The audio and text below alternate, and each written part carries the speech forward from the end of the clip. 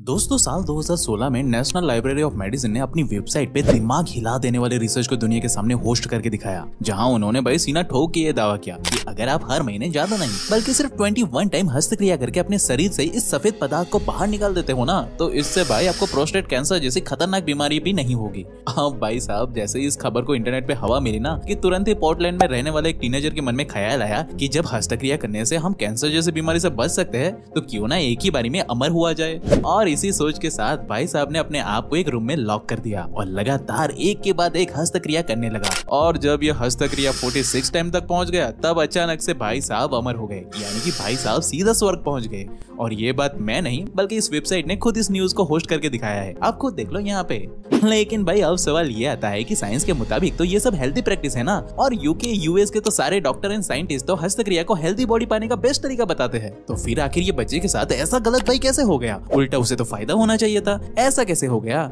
या फिर दोस्त यहाँ पे मांजरा कुछ और ही है, कहीं ये सब मिलकर हमें पागल तो नहीं बना रहे हैं ना, जिससे कि जिंदगी भर हम इसी मायाजाल में फंसे रहे। आखिर इसके पीछे की सच्चाई क्या है भाई? तो दोस्तों आज हम अपने इस वीडियो में ऐसा ही कई सारे रहस्यमय सवालों से पर्दा हटाने वाले हैं, वो भी 100% प्रूफ एंड एविडेंस के साथ, ताकि भाई हम गलत चीजों का मुंह तोड़ जवाब दे सके। क्योंकि इस वीडियो में मैं कोई भी बात अपने मन से नहीं बताने वाला, बल्कि सारी चीजें जो हमें प्रॉपर रिसर्च करने पर मिली है ना, वही चीजें बिना कोई फिल्टर के मैं आपके सामने रखने वाला हूँ, जिससे अगर आप चाहो तो वीडियो खत्म होने के बाद खुद से भी वेरीफाई कर सकते हो। लेकिन हाँ, अभी के लिए मेरे साथ इस वीडियो के अंत तक बने रहे। So hey beautiful people, welcome to Fundoo programming. मैं हूँ आपका दोस्त फंडू बॉय। अब भाई आगे बढ़ने से पहले मैं आपको बता दूं कि मैं एक पर्पस पे हूँ और मैं यहाँ मेंटली स्ट्रॉन्ग लोगों की एक पावरफुल कम्युनिटी बना रहा हूँ। तो अगर आप मेरी इस कम्युनिटी का हिस्सा बनना चाहते हो तो जल्दी से हमारे चैनल को सब्सक्राइब करके इस बेल आइकन को दबा दो, ताकि हर हफ्ते में ऐसे ही आपके साथ बातें कर सकूं। अब इससे पहले कि हम हस्तक्रिया की सच्चाई जाने ना, पहले हम ये समझ लेते हैं कि आखिर भाई ये होता क्या है, किस बला का नाम है ये। तो भाई यहाँ पे हस्तक्रिया का मतलब उस सेल्फ प्रिजनिंग प्रोसेस से है जहाँ भोले भाले मासूम लोग अपने सफेद बीज सेल को बस कुछ ही सेकंड की खुशी के चक्कर में अपनी बॉडी से बाहर निकाल फेंकते हैं। अब भाई इस प्रोसेस को जहाँ एक तरफ हमारे ऋषि मुनियों ने हमारे हेल्थ के लिए हानिकारक बताया है ना, तो वहीं भाई हमारी मॉडर्न साइंस और अलग अलग कंपनियां साथ में मिलकर उनके प्लेटफॉर्म के थ्रू सीना ठोक कर ये दावा कर रही है कि ये एक बहुत ही हेल्दी प्रोसेस है जिसे हर इंसान को करना चाहिए। यहाँ तक कि मॉडर्न साइंस तो भाई सीना ठोक कर ये बताती है कि भाई देख लो कि जो लोग अपने सफेद बीज को बाहर नहीं निकाल सकते हैं ना, उन्हें प्रोस्टेट कैंसर होने का खतरा कई गुना बढ़ जाता है भाई। फिर बोलना मत कि हमने बताया नहीं था। तो भाई यहाँ पे ये सुनकर एक सवाल तो मन में जरूर आता है कि भाई हमें सुननी किसकी चाहिए, मॉडर्न साइंस की या एंशिएंट नॉलेज की?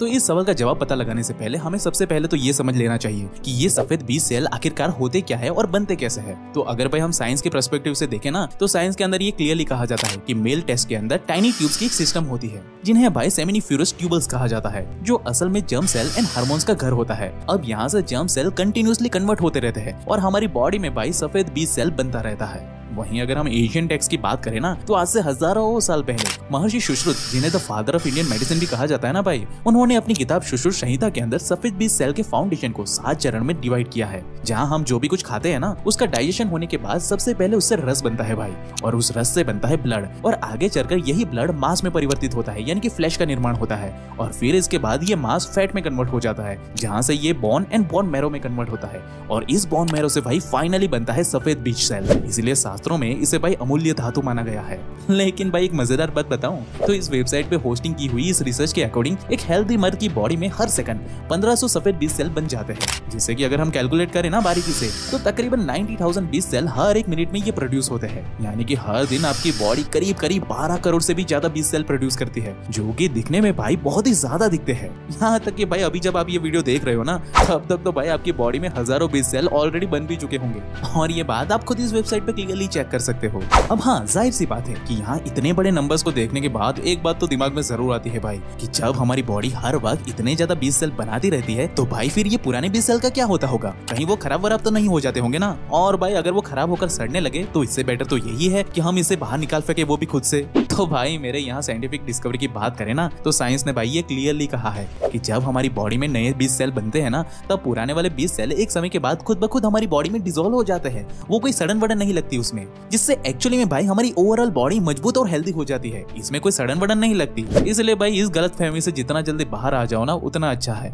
लेकिन भाई इसके अपोजिट साइंस का भाई ये भी कहना है कि भले ही आपकी बॉडी इस बीज सेल को वापस से अपने अंदर डिसॉल्व कर लेती हो, लेकिन अगर आप खुद से भी इसे बाहर निकाल फेंकोगे ना, तो भी इससे कोई आपको नुकसान नहीं होने वाला है, इससे आपको कुछ फर्क नहीं पड़ेगा। यहाँ तक कि भाई साइंस के अंदर आपको ऐसे हजारों रिसर्च पेपर देखने को मिल जाएंगे जहाँ भाई वो क्लियरली बताते हैं कि अगर आपने इस 20 सेल को बार बार बाहर निकाल फेंकते हो ना तो इससे आपकी बॉडी और ज्यादा बेहतर हो जाती है। और अगर आप डेस्परेटली बार बार हस्तक्रिया करते हो तो इससे आपका stress level, anxiety level and tension reduce हो जाता है। साथ ही भाई साइंस के मुताबिक तो इससे आपकी कंसंट्रेशन लेवल, स्लीप क्वालिटी और मूड भी कई गुना बेहतर हो जाता है। और भाई यही सारे फैक्ट एंड रिसर्च को दिखा दिखा करके ये वेस्टर्न जो वर्ड है ना, उनकी बड़ी बड़ी कंपनियां भाई आज मासूम लोगों को बार बार हस्तक्रिया करने के लिए मोटिवेट कर रही है। और जो बेचारे ऐसा नहीं करना चाहते उन्हें भी भाई इसी तरह की गलत सलत रिसर्च दिखाई जाती है, जिसे अभी आप भी इस वेबसाइट पे होस्टिंग की हुई खुद देख सकते हो। जिसे सच मानकर जो बेचारे कुछ लोग इससे दूर रहते थे ना, वो भी डर के मारे अंधाधुन ऐसे फालतू ट्रेंड को फॉलो करने लगते हैं। और भाई इसी वजह से तो आज हमारी युवा पीढ़ी की बैंड बज चुकी है। इसलिए भाई आज मैं खुलेआम उन रिसर्चर्स को एक ओपन सवाल पूछना चाहता हूँ कि भाई अगर आप इतने ही सच्चे हो तो मुझे एक बात बताओ कि आज से 50-100 साल पहले जब लोगों के पास कोई गंदी फिल्म या वीडियोस का कोई सोर्स नहीं हुआ करता था और न ही उस जमाने के लोग आज के जितनी हस्तक्रिया करते थे, तब तो भाई एक्चुअली में उस समय लोगों के बीच प्रोस्टेट कैंसर एक बड़ी समस्या होनी चाहिए थी ना, राइट? लेकिन भाई आज जब लोग इतना ज्यादा हस्तक्रिया करते हैं तब तो भाई आज के समय में प्रोस्टेट कैंसर जैसी चीजें समझ से बिल्कुल खत्म हो जानी चाहिए थी, राइट? लेकिन भाई रियलिटी तो कुछ और ही कहती है, क्योंकि अगर हम डेटा देखें तो हमें पता चलता है कि जहां साल 1919 में पूरी दुनिया में करीब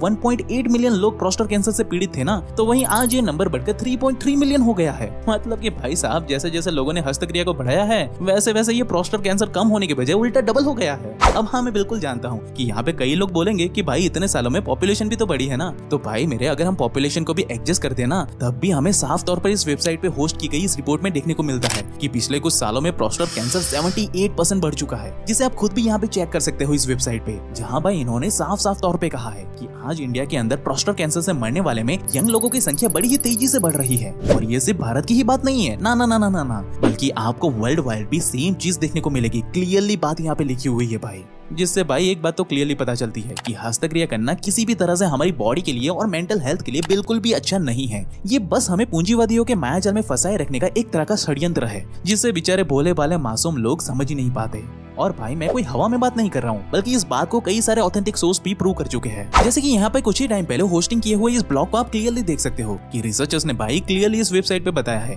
कि जब हम अपने 20 सेल को वेस्ट ना करके अपनी बॉडी में ही रीऑब्जर्व कर देते हैं ना, ध्यान से सुनना, रीऑब्जर्व कर लेते हैं ना, यानी कि ब्रह्मचर्य का पालन करते हैं, तब इससे हमारी बॉडी के अंदर सिर्फ 20 सेल ही ऑब्जर्व नहीं होता, बल्कि भाई इसमें पाए जाने वाले यूनिक न्यूट्रिशनल कंपोनेंट्स जैसे कि protein, vitamin, minerals, enzyme, antioxidant जैसे तमाम चीजें भी भाई हमारी बॉडी में रीऑब्जर्व हो जाती है, जिससे ना सिर्फ हमारा इम्यून सिस्टम बेटर होता है, बल्कि भाई इससे हमारा ओवरऑल माइंड एंड बॉडी भी एक्सट्रीम लेवल पे पॉजिटिवली इम्पैक्ट होता है। और भाई ये बात हमारे भारतीय के लिए कोई नई थोड़ी ना है, क्योंकि इस बात को हमारे ऋषि मुनियों ने आज से हजारों साल पहले अपने ग्रंथों और पुराणों में ऑलरेडी लिखा हुआ है। जैसे कि अगर हम सुश्रुत संहिता की बात कर लेना, तो भाई यहाँ पे साफ तौर पे बताया गया है कि जब हमारी बॉडी के अंदर सफेद बीज सेल लंबे समय तक रहता है ना, तब ये बीज ओजस में कन्वर्ट होने लगता है, जिसके बाद ये ओजस हमारी बॉडी के अलग अलग पार्ट्स को बेहतर बनाता है, जहाँ ये हमारे ब्रेन सेल पर काम करता है और हमारी कॉग्निटिव थिंकिंग एबिलिटी को बूस्ट करता है। और भाई जहाँ आज तक ये सारे साइंटिस्ट और बड़े बड़े रिसर्चर्स हमारे 20 सेल में मौजूद एनर्जी को लेकर अभी भी रिसर्च कर रहे हैं ना, वहीं हमारे ग्रंथों के अंदर आपको ऐसे कई सारे प्रमाण देखने को मिल जाएंगे जिन्होंने सालों पहले ये बात ऑलरेडी प्रूव कर चुके हैं कि जब हम हस्तक्रिया करते हैं ना, तब हमारे नर्वस सिस्टम पर इसका बुरा और गहरा इंपैक्ट पड़ता है, क्योंकि इससे एक्चुअली में हमारी बॉडी एक भारी मात्रा में एनर्जी को लूज कर देती है। अगर हाँ फिर भी कोई गलती से रात को सोते सोते नींद में ये गलती कर बैठा, तब भी नुकसान तो होता है, लेकिन बहुत ही कम होता है। लेकिन हाँ नुकसान होना तो पक्का है भाई इसमें। अब भाई यहाँ पे मेरा काम था आपको सच्चाई बताना, तो अगर आप सच में इस मायाजाल से बचना चाहते हो और अपनी इस बुरी आदत को छोड़ना चाहते हो ना, वो भी परमानेंटली, तो आपको भाई ये लेफ्ट वाली वीडियो को अभी देख लेना चाहिए। लेकिन हाँ वीडियो खत्म होने से पहले इस हफ्ते की हमारी प्रो टिप है फाइनेंशियल ग्रोथ।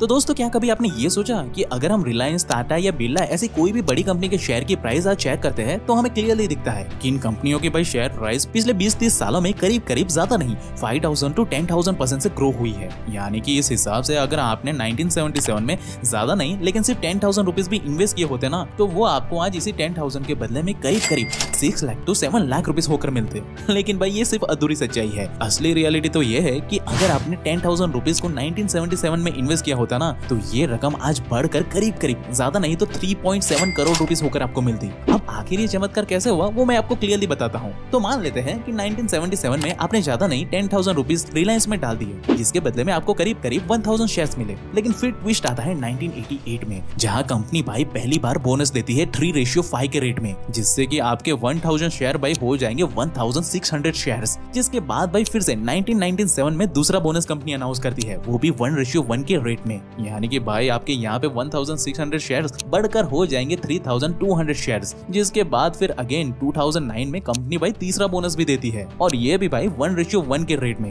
यानी कि अब आपके 3200 शेयर्स हो जाएंगे 6400 शेयर। और भाई खेल अभी भी खत्म नहीं हुआ है, बल्कि 2017 में अगेन कंपनी फिर से बोनस अनाउंस करती है, वो भी 1:1 के रेट में, जिससे आपके भाई 1600 शेयर्स बढ़कर हो जाता है 12800 शेयर्स। यानी कि भाई स्टॉक मार्केट के अंदर सिर्फ स्टॉक प्राइस ही ऊपर नीचे नहीं होती, बल्कि यहाँ लॉन्ग टर्म इन्वेस्टमेंट में नंबर ऑफ स्टॉक्स भी इंक्रीज होते हैं, जिसे तो ज्यादातर लोग नजरअंदाज ही कर देते हैं, और उनको तो पता भी नहीं होता कि लॉन्ग टर्म में इतना ज्यादा बेनिफिट होता है। और इसीलिए तो भाई 1977 में जब आपने शुरुआत किया था ना, तब आपके पास भले ही 1000 शेयर्स थे, लेकिन वही मामूल से शेयर्स आज आगे बढ़कर हो गए हैं 12800 शेयर्स। और अब अगर हम इन 12800 शेयर्स की वैल्यू को अप्रोक्सीमेटली भी कैलकुलेट करें ना, जो कि आज की रिलायंस की एक शेयर की कीमत है 2940 रुपीज के आसपास, तो भाई इसके हिसाब से 12800 शेयर्स की कुल कीमत हो जाती है 3,78,00,000 रुपीज के भी ऊपर। तो भाई यही होते लॉन्ग टर्म इन्वेस्टमेंट करने की ताकत, जिसे ज्यादातर लोग कभी समझ ही नहीं पाते। बाकी आप बताओ कि आप किस तरह के इन्वेस्टमेंट करते हो, मुझे कमेंट करके अपना जवाब जरूर से बताना। और भाई ऐसे ही लाइफ चेंजिंग वीडियोस हर हफ्ते देखने के लिए हमारे चैनल को अभी सब्सक्राइब करें।